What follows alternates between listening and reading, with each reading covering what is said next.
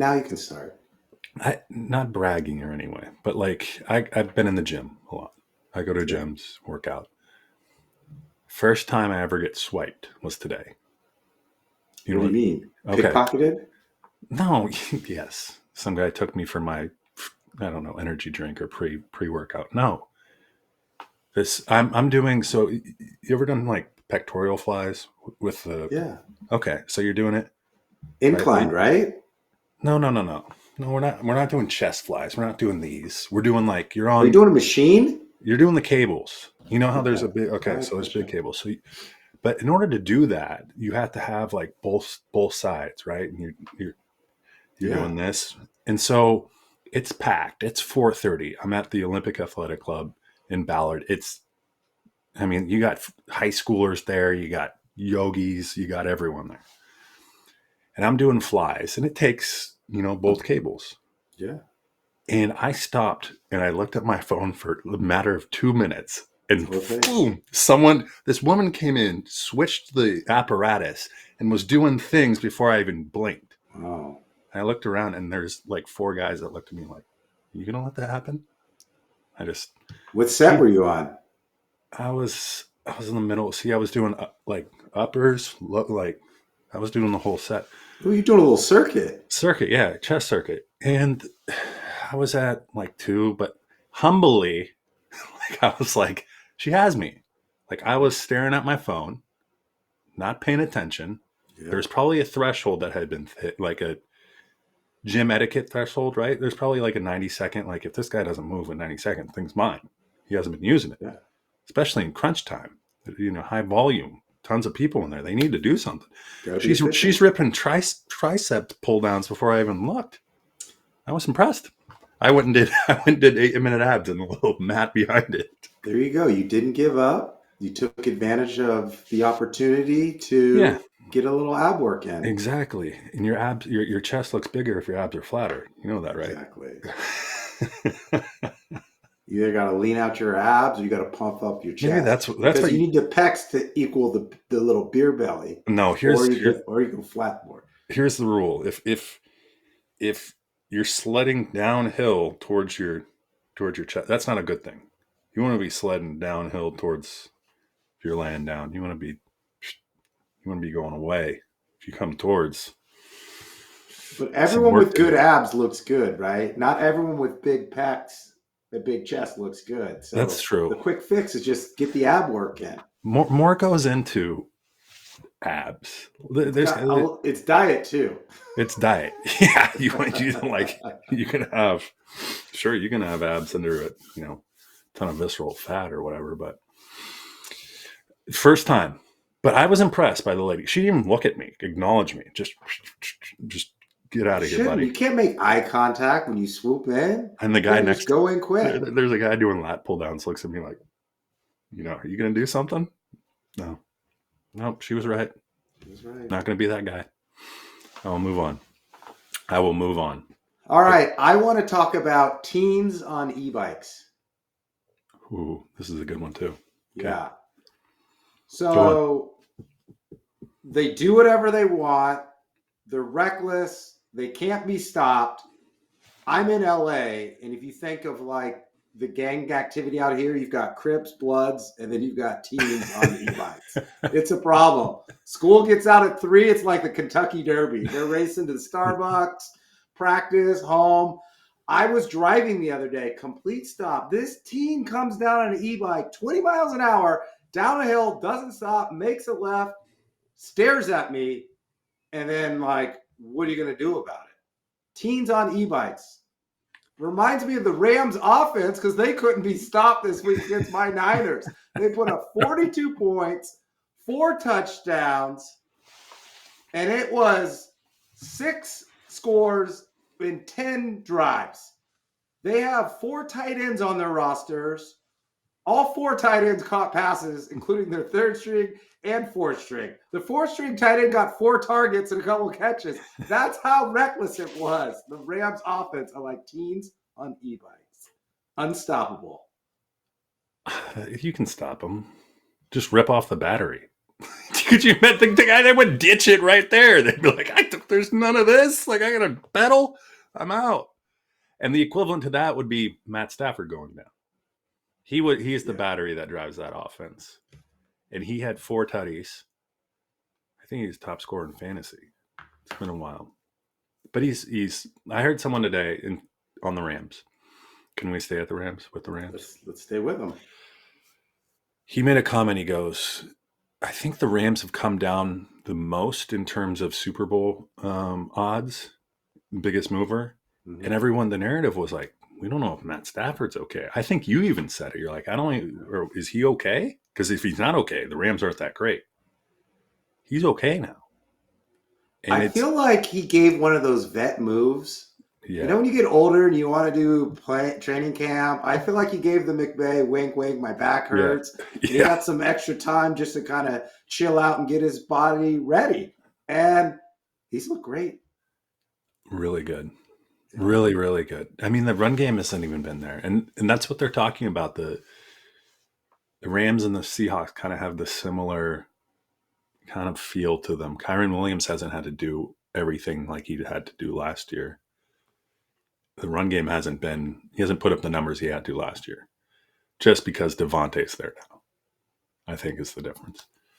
It's like Stafford to Devontae. It kind of looks like Rodgers to Devontae. Every time they're in the red zone, he's looking for him. He scored again, another touchdown. I think he's got 9. Left with an oblique injury. We'll get into that later. But Rams and Seahawks, top of the NFC West, top of the NFC, Period. Top of football. Period. And who's on top of the podcast game? I thought you were going to say Big Ben football. and K Not us. Winn. Hello and welcome to Big Ben and K Winn. If you're watching us on demand or live on YouTube, make sure you smash that subscribe button. Give us a little thumbs up. If you're more of an audio podcast person, don't worry, we got you covered. You can listen to us anywhere you get your podcasts. Just make sure you subscribe and get locked in. I'm K Winn. He's Big Ben. We're going to talk a little NFL, a little Major League Baseball. We got some big awards coming up, a little NBA, and much, much more. Where are we starting? You want to stick with football or you want to go somewhere else? Let's finish with football. Okay. Let's go awards. All right. They just gave out the Rookie of the Year awards. Kurtz, athletics. Guy hits 4 bombs and has like 20. I mean, that game alone probably won him Rookie of the Year. 38 jacks, I think. Good for him. I mean, how much? Who's he going to be playing for in 3 years? Not the Dodgers. No, right. Dodgers scouts are at his game. Dave Roberts visited him. Dave Roberts probably handed him his Rookie of the Year trophy. With like his business card behind it. This is a prerequisite to play on the Dodgers, this Rookie of the Year. We'll see you in a few years, kid. One off. You know what's funny is Dave Roberts doesn't even show up in the AL Manager of the or NL Manager of the Year award. I know, it's travesty. No, it's not. It's people recognizing he has the best team. But he still has to push all the right buttons. No, he doesn't. He played Rojas in Game 6 and Game 7. He decided to stick with his starters. Okay. He put Yamamoto back in. He moved Mookie Betts down. RBI double, bases loaded. He's pushing all the right buttons. You know who's pushing all the wrong buttons? Brian Dable. But we'll see if that it's just awards. Let's start with Cy Young. Okay. Hey, I got a theory for you. Let's hear it. Mr. Skeens, number 1 in Major League Baseball in ERA, sub 2. That's tough to do. And you're 10-10. Put Mr. Skeens, take off that. Well, actually, you don't even have to change the P on the hat. Just change it to red and maybe a different font. Because Christian Sanchez is the other guy that they're looking at. Yeah. What is Skeens' record? If he pitches the same way he did for the Pirates and he goes and plays for the Phillies, he doesn't even leave the state. What's his record? I mean, he's probably like 22 and it's slam dunk. This isn't even a conversation. Like, this isn't even a conversation. And the 2 losses, it's like complete game. He lost 1-0. And Skeens might end up being the Felix Hernandez. if he sticks in Pittsburgh, like where Felix won 1 Cy Young, maybe 2. I don't remember. Maybe 1. But my point being is Skeen is on the Phillies. It's game over. Like, we're not unanimous. Am I wrong? No, you're right. He's going to be the first Major League Baseball player ever to win the Cy Young with a losing record. That's how good his other stats are, and that's how good he is. But can the writers give it to him? Like, absolutely. And they will. You think they will over Sanchez? Yeah. Skeens is dominant. Look at his numbers. Look at his ERA. Look at his whip. Look at his strikeouts. It's not all about wins. That's where the awards have changed. Like when we grew up, you needed at least 20 wins to be considered. Now it's like, oh, all these other metrics, all these other numbers. But do the curmudgeons care? I mean, everyone knows Skeens is, I won't say he's the runaway best pitcher in the National League because my boy Yamamoto is pretty good, but he's top 3 pitcher in the National League, probably a top 2. It's definitely better than the guy in the Phillies. If you're starting a team, you're taking Skeens. Fair. I'm just saying if Sanchez gets it, then your theory is wrong. They value wins. And Skeens was 10-10. And he had a sub-2 ERA. That's how bad. Like the Pittsburgh Pirates should be ashamed if Paul Skeens isn't winning multiple Cy Youngs. That's all I'm saying. Best pitcher of the worst. He actually got to 500. I thought he was a losing record. No, 10-10. Yeah, my data's better than yours. It's okay. 216 strikeouts, 9.48 WHIP. Yeah. Who do you give it to? Skeens running away? Let's move on. Skeens running away. AL, as a future Seattle U grad. Tarek Skubal. Game over. Yeah.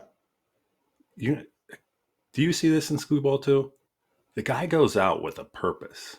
Like it is turned on. And it's not like you've heard everyone say like first pitch strike. He's not first pitch strike. He's like first pitch, curveball, strike, low and away, get him looking there. And then it seems like that.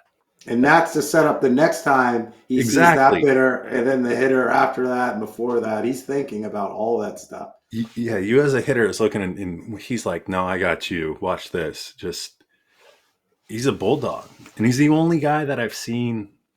Skeens might have a little of that, but like just every outing is like that. Yeah. That's tough to do. He's going to be a free agent here soon, isn't he? I'm not sure if they locked him into a contract or not. They haven't. Should have. Come to the Mariners. Let's see. We'll give you NL MVP Shohei Ohtani. It's booked. I mean, you're going up with Schwarber and what? Soto? Yeah. He's going to have 4 MVPs in 5 years. Only Bonds has more, dude. You're not going to win. Like if you're say you're in the NL, say you're Soto, or probably Soto is probably the closest guy that's going to be. Do you move back leagues in order to win an MVP? Because you're not going to win one as Ohtani's around, right? You just don't focus on individual awards. You focus on the World Series. Soto's not. What do you mean? One might go back to the Yanks just to win and then again he'd be up against Judge. Ohtani's a runaway winner. Yeah, he's a lot. Let's get to the race everyone wants to hear about. The AL MVP. Who do you got, Big Ben? So here's my thought.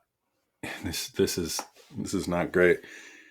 In the sense of people are going to look at Ohtani, right? Oh, he's runaway MVP, and look at what he's done. Judge, like that, you draw some comparisons there. Obviously, Judge doesn't pitch, but power numbers and so forth.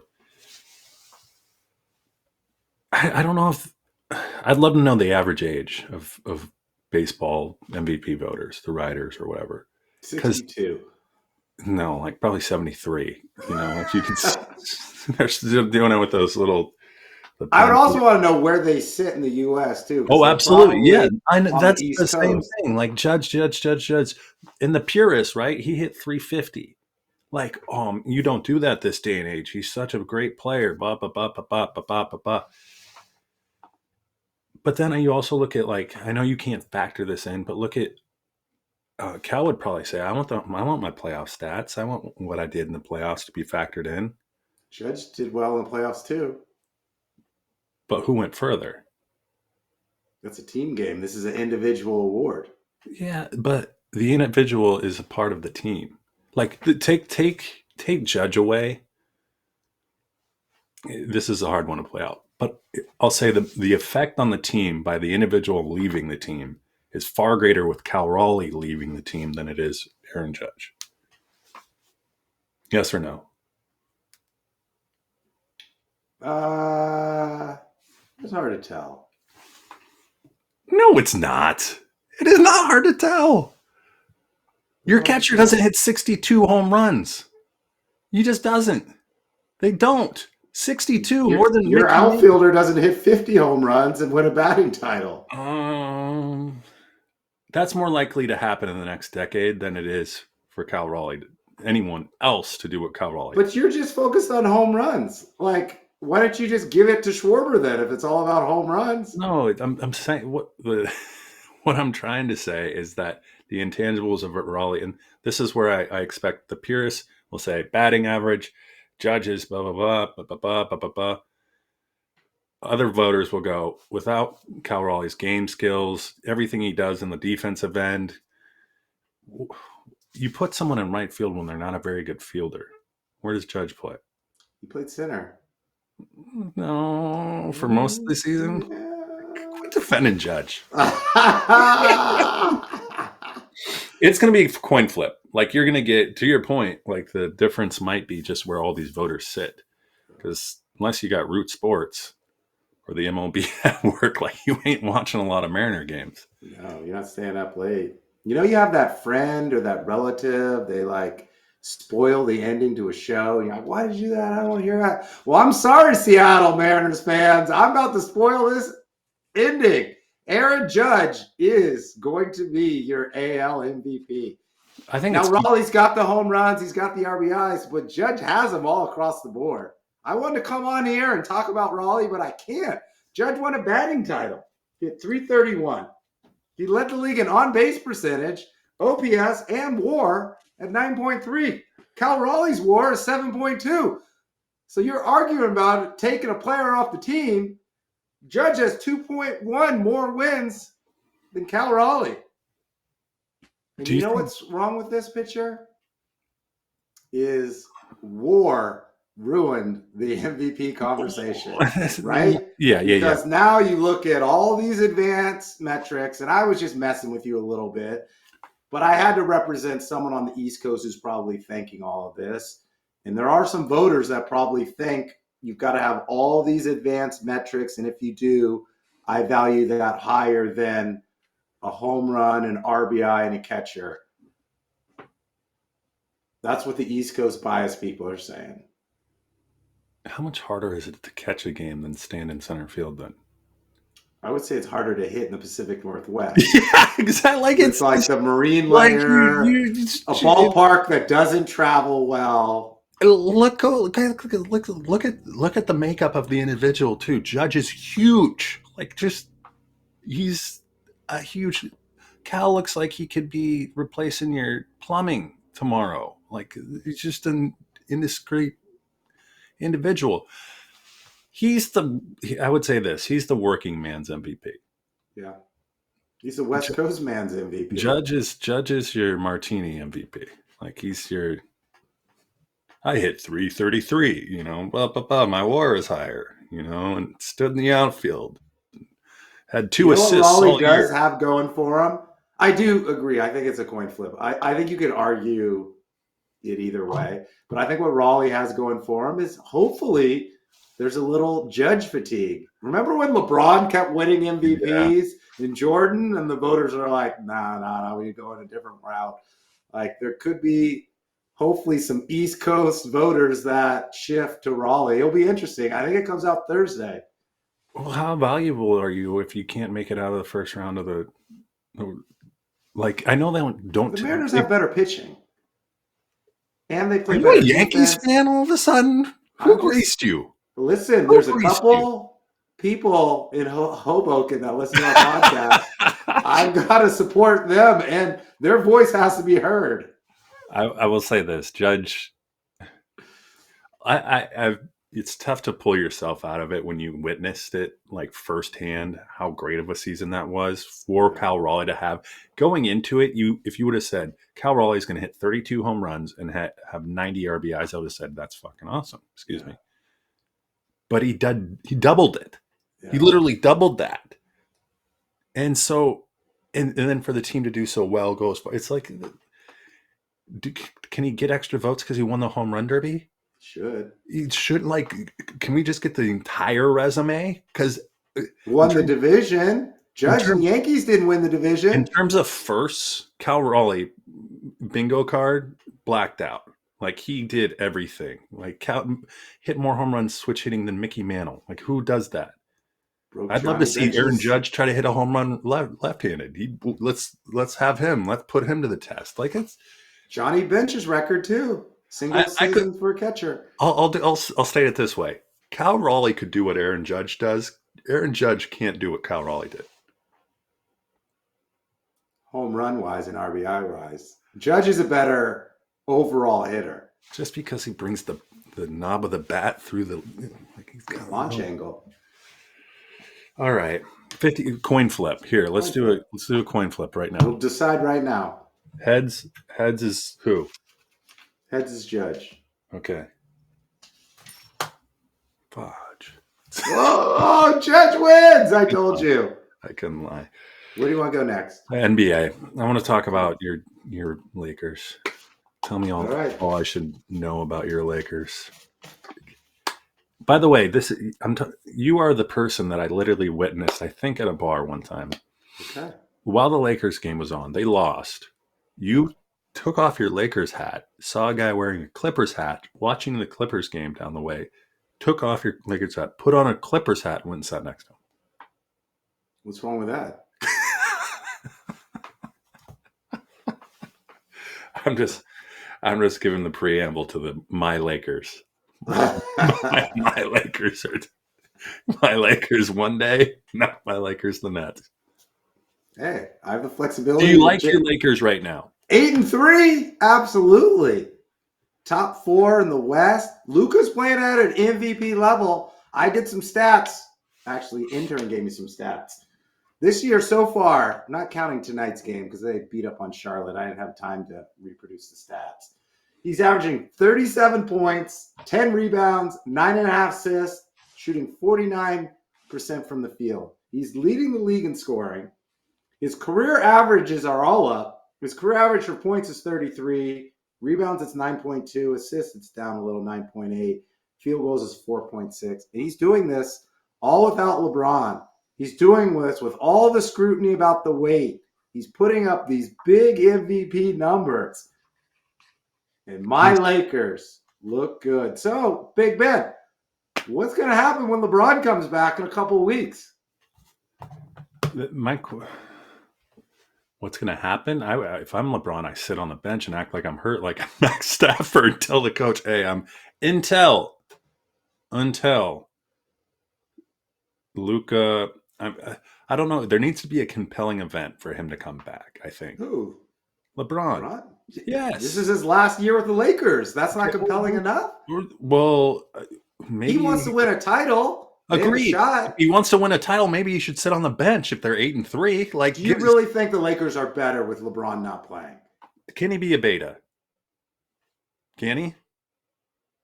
No. Exactly. So if your alpha is Luka and you're 8-3 and he's playing unbelievably well, why bring him back?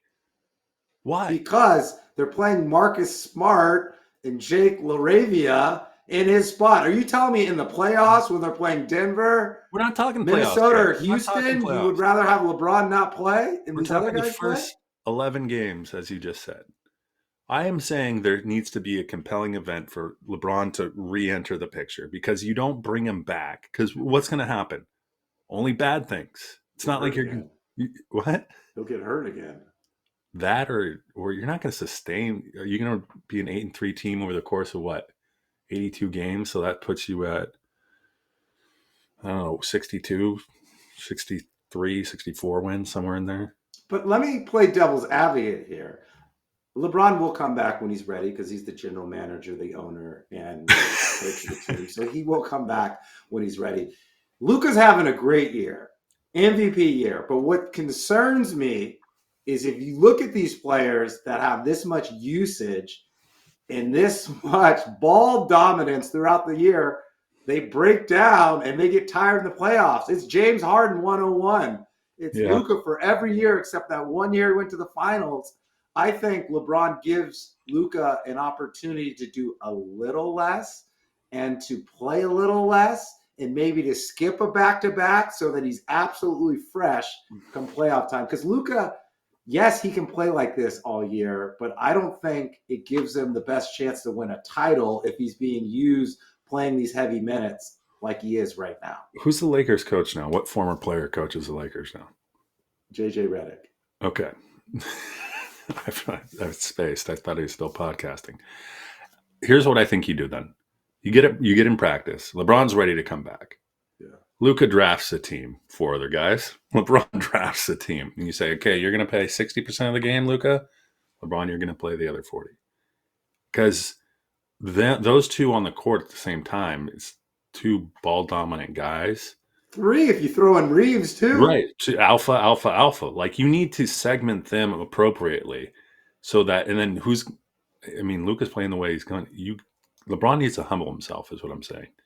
I think Luka needs to humble himself just a little bit too. Sure. All around humble pie for all 3 of them.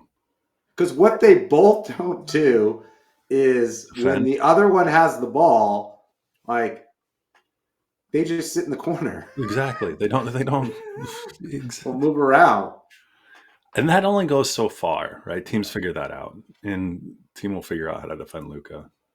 I'm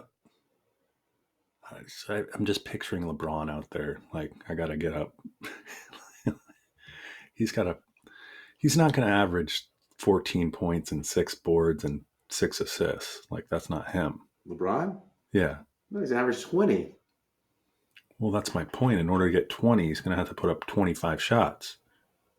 He's more efficient at his older age. Luka's already putting up 45, so there's no one else to shoot him on the team. We'll see. I think we watch the Lakers closely, unless there's a compelling event. Because LeBron doesn't want the narrative to be like, oh, LeBron's out there and now we're losing. No. You don't want that. Well, LeBron's smart enough to get in front of that, even if that narrative comes out, right? Like, he won't let that get out there. If he'll text me and I'll be like, yeah, what up, Ron? Yeah. You'll just change hats. That's what. Yeah, put on my Clippers hat. You want to talk about NBA trades, Ja and I do. Zion? Okay, so both these guys. Is this a buy low opportunity on these two guys? Like, absolutely. Ja just doesn't want to play anymore. I don't know if it's Memphis that he doesn't want to play with anymore. Like Jaren Jackson, Memphis is just kind of Desmond Bane left for some draft picks. Like, I feel like, and then the Pelicans are even worse in terms of franchise. Like the Smoothie King didn't even re-up their sponsorship. They don't know what they're doing. Zion seems like he's back right now. He's back for like 3 games, jams on, dunks on like 4 people, and then is hurt for another 10 games. Are either of these guys viable in terms of, if you're a franchise, you have a team, you have a core, you have a nucleus, these guys come in, do you want them on your team? You do if you're in the right situation and you're in the right market. I thought about this long and hard. You don't want either one of these players to go to a place where they could potentially interfere with the chemistry or the culture of something that's good and positive going on. So it's almost like you said, it's a buy low, high risk, high reward opportunity. And I got a place for Ja and I got a place for Zion. I want to hear what you think. Okay. Ja Morant to the Timberwolves.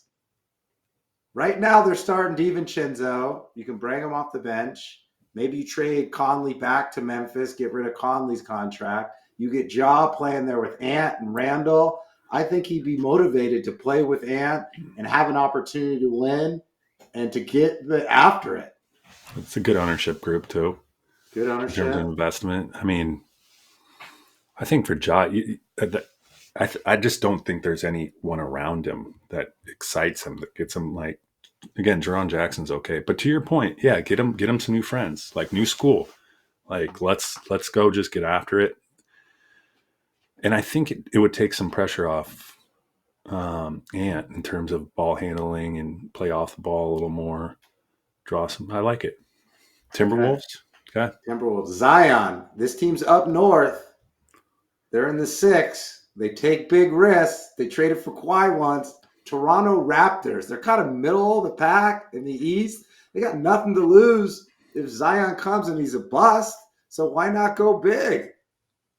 Yeah, I'm trying to think of anything. Zion can't really get in trouble in Toronto. Pretty sure he can, but international waters, we won't really find out. I like it. I mean, Toronto has it. Who do they still have Pascal, right? No, Pascal's in Indy. Indy. They got Brandon Ingram, RJ Barrett. Oh, reunite him Scotty with Ingram? Barnes. There you go. That might be a little tough, but I couldn't That's think of the any thing. other team. I The know. only other team I was thinking for either one of them is Sacramento because But they're no. so bad that they should Oh, yeah. want to bring them in because at least there'll be excitement and buzz around. Yeah. I think the point I'm trying to make is like these guys are big. We're big names, right?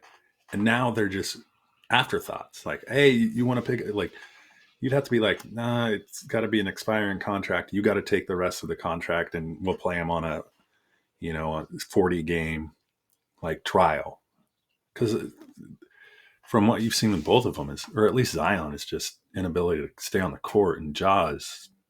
It's Jaws checked out. Like towards the end of last year, they fired their coach, Taylor Jenkins. They still made the playoffs, but you're just kind of like, what's really going on? Yeah. And then this year, we're like less than 12 games into it, and Jaws already getting into it with the coach and the media, and he's getting suspended. So something's going on there that he doesn't like or doesn't want to be a part of. So you might as well get rid of him. It might be the narrative of just like, hey, if you're the owner, so like, hey, let's make some stuff up to why we have to get out of town. Like, let's like shed our superstars, be like, we got nothing. No one's coming. No one's going to renew. We're not getting a new, like the Smoothie King Arena or whatever. They're looking for a new one. John may be right. He's like, I don't want to tank so that, the franchise leaves. Yeah. Could be. Football. Whew. Okay. Here's my take. Big matchup coming up. Yeah. Big matchup. Huge matchup. NFC West, baby. Both teams coming off big wins. Yeah. Seattle still hasn't got their running game going. That's scary. I don't think they have to yet, right? Like you don't have to until the pass. They stop the passing game, and maybe it's if the fear of K9 and Charbonnet, the fear in air quotes. But you always say this: you don't open up your playbook and show it, and once the playoff comes and it's cold, yeah, and you can't throw the ball, you got to run the ball. So maybe Mike McDonald's saving a little something. Fair. I think there's a little small. I'll say this: Seahawks fans will probably say this too. The good ones, the smart ones. Not that there's so many of those people, but they will say 2 sack fumble TDs by the same person forced it, Tyrese, and the same individual picks it up. Was it Dexter Lawrence? Is it Dexter? So it's just wipe that off the board pretty quick. So that's 14 points you don't have in there. Still score 30 points? Don't sell them short. I'm not selling them short. I'm just saying I'm a little worried about like if we don't get those, and we probably won't with the Rams, right? We're not going to get. You put up 35 on the Commanders the week before. It's Commanders. No. Here's how I'm going in the game. If I'm the Seahawks, putting on Sunday. I'm getting ready to go. This is going to be a matter of whoever throws the first interception loses the game. Why? Because I think the two teams are good enough where they can exploit just one. Like, you're not going to want to lose either field position, obviously, or you're not going to want to. You need if someone scores, you're going to have to score the next time down, or I think the game can get away from you. That's all I'm saying. Like you got to win the turnover battle, and the reason I bring up the 2 turnovers is those probably don't happen against the Rams, right? So then your offense for offense, and I think the Rams' offense is a little better than the Seahawks right Uh, I don't know. We don't know what Devontae Adams is going to be back, right? Like if he's not there, that's pretty big. Or if he's 50% or 80%, I think their offenses with DeAndre healthy are equal. I mean, what Really? I would say about Stafford, I would say about Darnold. Both are playing at an MVP type level. now. JSN is Both, yeah. Go on. both quarterbacks are playing well. Both teams have a deep wide receiver room. I'd say the Rams is a little better at the top with Puka and Devontae, but the Seahawks might have more with Shaheed, Horton, Kupp, and JSN. Yeah.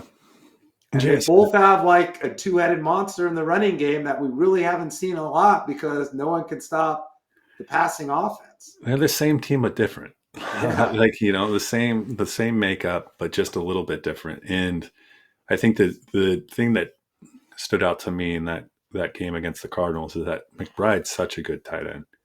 Like he can get open on our backers, right? And he can do that against any team. But I don't think the Rams have one of their 4 tight ends that caught a ball. I don't know if any of them live up to be McBride. So I don't see.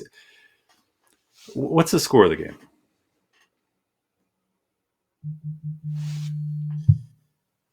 28-24. 28. Who? It's in LA, right? I want to say it's an LA, yeah. Rams have quarterback issues. Devontae's hurt. I'll go Rams. Oof. I think you're right. I think it's literally like you get a score a quarter. If you put up a touchdown a quarter, if you only put up a field goal, you're probably going to end up losing. I think here's one thing we don't talk about too: the coaching. Like, yeah, I was going to say I think McVay knows his team and his personnel better than Mike McDonald. Yep. And which maybe that means there's more upside for the Seahawks. Yeah.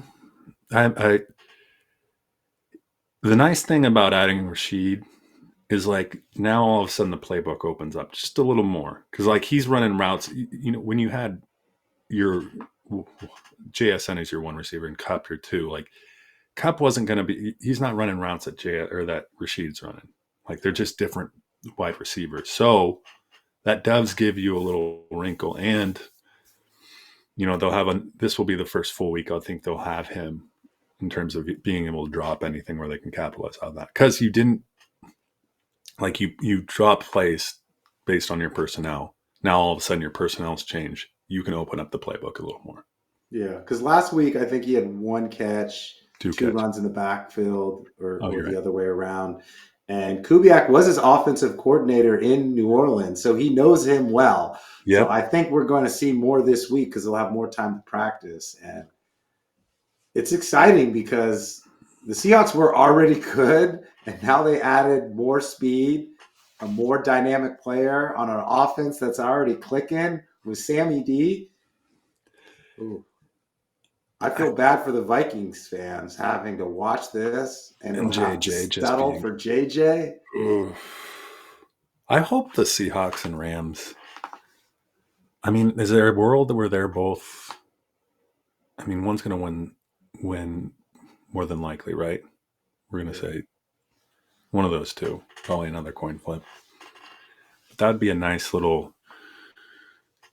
Probably could you get in the NFC Championship game, both of them? Yeah, it kind of depends. Well, yeah, because one team hopefully will have the best record in the NFC and be a 1 seed. The other one will probably be a wild card along with my Niners. So the NFC West is going to get 3 teams. Niners are going to be the 7 seed. Hawks or Rams will be the 4. and then Hawks Rams will be the 1. And here's what I hope too. I hope McDonald becomes kind of McVay, but just with a better haircut, like or at least wears the hat. I'm excited. I'm genuinely excited for the Hawks simply because, one, injuries aside, we got the offensive line figured out. Like, there's no thing about Hawks fans, the 12th. They'll find the smallest sliver and sit there and pick at it. And this year, there's no thorn in our foot or whatever you want to say. It's fun to watch. Yeah, it's fun to watch finally. Well, I think it's fun to watch finally for this year, but you also have to be excited about the next couple years because I said you've got some young studs, you've got speed everywhere, and with Pete Carroll no longer fighting with John Schneider, like John can just draft these people that I've never really heard of, and all of a sudden they're making an impact at linebacker, defensive end. He hasn't even unleashed my boy Arroyo yet. Right. Like, they've got so much talent and personnel, and they need it because, like, you look at the Niners, the Giants, the Ravens, the Bengals, like all of these injuries. It's got to be next man up, and the Seahawks have to be feeling pretty good about the depth they have. And Reek didn't leave. I like that. You don't give up a guy, you don't sacrifice that, and I think that'll be helpful down the stretch too. Depth, baby. You need depth. Next guy up. Next guy up. Next episode up. Yeah. I do want to apologize to Caleb Williams. I said I'd draft him 4th if we did the redraft, but I didn't watch the tape that closely of Bo Nix over the last couple of weeks. Bo's down. Penix is down. Caleb's up. The Bears are much CTV. 6'3". Dude, Ben Johnson is – so here's what happened. Did you see how – I'm going to – little tangent here, but I love this story. Ben Johnson is doing the best he can with the resources he had in Chicago, trying to run his offense. He doesn't have Gibbs and Montgomery. He has Swift and Kyle something. So he's trying to recreate this, right?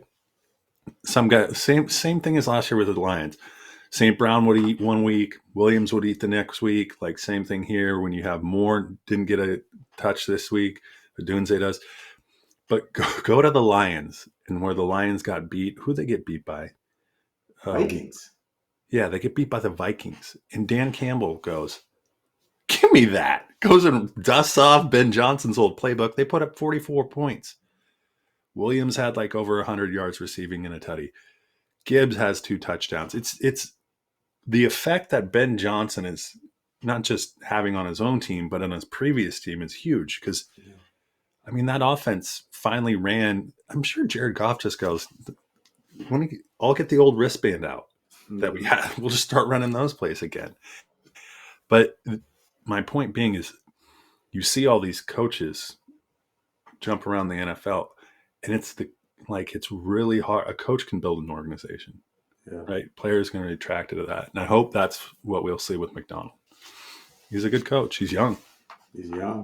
And it's kind of cool that the Bears are relevant now. They're winning. Like, they're a big market. They're like a storied franchise. And Ben Johnson kind of turned that around. Caleb Williams isn't a Chicago quarterback. I know. He's not he's more of a West Coast quarterback. Yeah, he's not. Yeah, he's not your gritty, gutty. Like, I don't even know who would fit well in Chicago of those drafted. Like, Bo Nix would be more of a Chicago guy than Caleb Williams, in my opinion. Drake May would be a good one. Yes, Drake is great in New England.